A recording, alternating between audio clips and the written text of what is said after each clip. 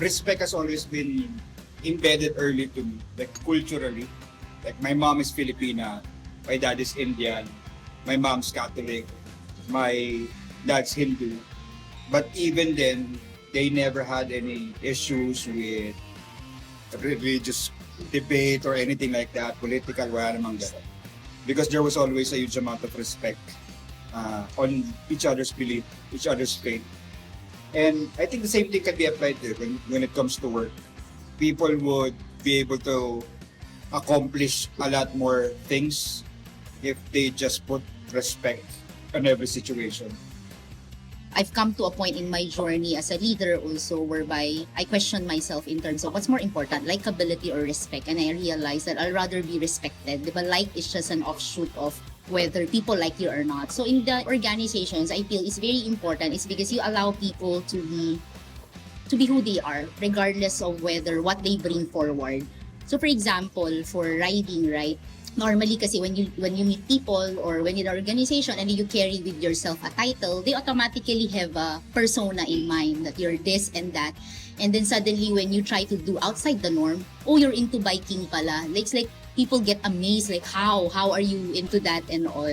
So same thing with how I treat people is because you don't get boxed into a certain, oh, I think this person is like this. But if you allow to just be open to hear what the person is saying, and then you exude that, whatever you say is gonna be a safe space and it's gonna be respectful, then you allow the person to just be vulnerable about who they really are. So it's very important because the moment a person feels that is the moment they feel valued. Able ako na mag-direct ng conversation sa inyo. Approachable kayo. Hindi mo mararamdaman yung gap ng rank ninyo. Kasi masarap magtrabaho pag ganun yung trato sa'yo eh. Pero yung respect mo syempre pag nasa loob yung trabaho, may respeto pa rin. Ang pagsagot mo is andun pa rin. Once upon a time, I'm doing what they do. So I know how hard it is. I know what it feels like to have 10,000 things coming at you at different direction. I've experienced to be the only person working at the office on a Sunday evening. So I know what it's like. Up until now, I try to be more cautious on what I would say. Kasi once upon a time, my boss did the same thing to me. So I have to show the same amount of respect. It gave me perspective to do the same thing. Not only to higher ups, but also to my subordinates at the same time, to the people I co-manage with. Yung trabaho namin, para kaming busy na kami yung taga-sita. Na kami yung taga-huli ng mga possible na pwedeng ma-escalate sa client. So sa akin malaking respeto ko doon sa pagiging trabaho ko na yun kasi nakakatulong ko makakatch ng mga possible errors. So yung flow nung nafi-filter niya yung mga bagay na makakapagkaroon ng escalate sa client. So sa akin binibigyan ko ng importance talaga yun. Every single detail na ginagawa ko sa trabaho ko, talagang I give 100% respect na yung ginagawa ko is napakalaking impact. In regards sa work namin na as Field ID, sobrang laki halaga ng respect kasi kami yung front talaga na humaharap mismo sa mga users sa inyo. Kami talaga yung pupronta. Kailangan namin maging kalmado lagi para, alam niyo yun, para mapakalma rin namin yung mga users. Kasi pag kami sinabayan namin yung init ng ulo ng mga users, ang mangyayari kasi is feedback na installations, respeto namin sa mga heads namin, PL namin, at managers namin. Kailangan namin i-update yung gano'n. Talagang kailangan kontrolin lagi lahat ng situation. With Shearwater was the only time I was able to feel more comfortable with not just people on my level. And it's just very natural. It's not There's no intimidation at all. Even when I started off Shearwater 6 years ago, I never felt intimidated or left out by any leadership. Starting from the guards, from the housekeeping na every time na papasok ka, good morning sir, good morning. Tapos yung mga tao, ang tawag sa'yo, kahit na colleagues mo lang, same ranks mo lang, sir, parang nakakataas ng morals. Being a leader is not a luxury. You know, I'm not gonna be here without you guys. You bring home the bacon. You're like the working soldiers in order to feed the organization and feed us. I'm just here to make sure that I take care of you and, you know, make sure whatever you need is gonna be met. I felt like somehow, as a leader, some lose that essence that at the end of the day, there is a human doing it. Even if you do automation, RPA, there's still a person. I'm a motorcycle rider and I'm a car driver as well. So sometimes I know what it's like to be on the road and have an annoying motorcycle I know. rider.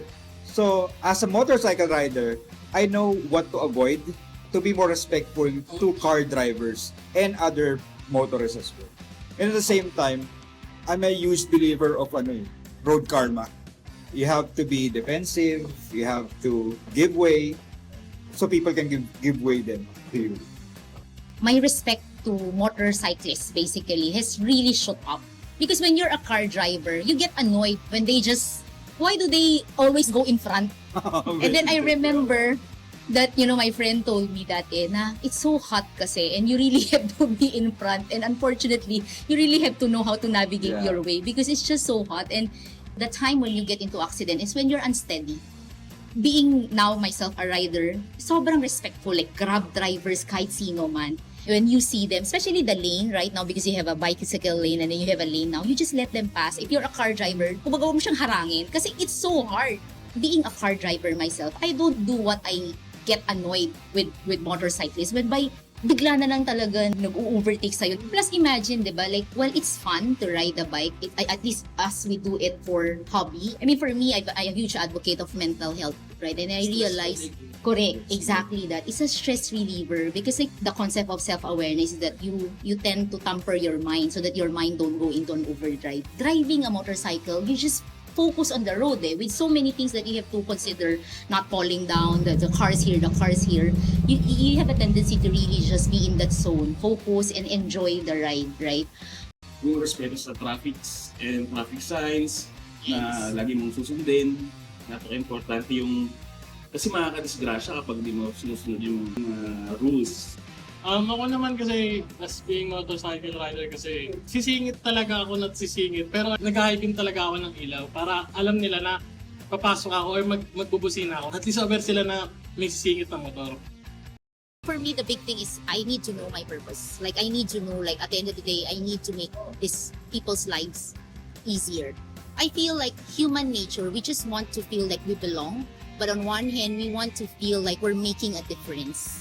We're not just, you know, like a robot that people just tells us what to do. So being a leader, since I know what I don't like and since I know what I like as a person, like how my boss would treat me, then I need to do the same. Ang pagbibigay ng respeto sa trabaho, hindi lang para gawin mo yon dahil kailangan mo to dahil sa pera, hindi dahil makakatulong ka. It's relief. Whenever I talk to someone na okay din yung treat sa akin, yung kasi naramdaman nila how I approach them with respect.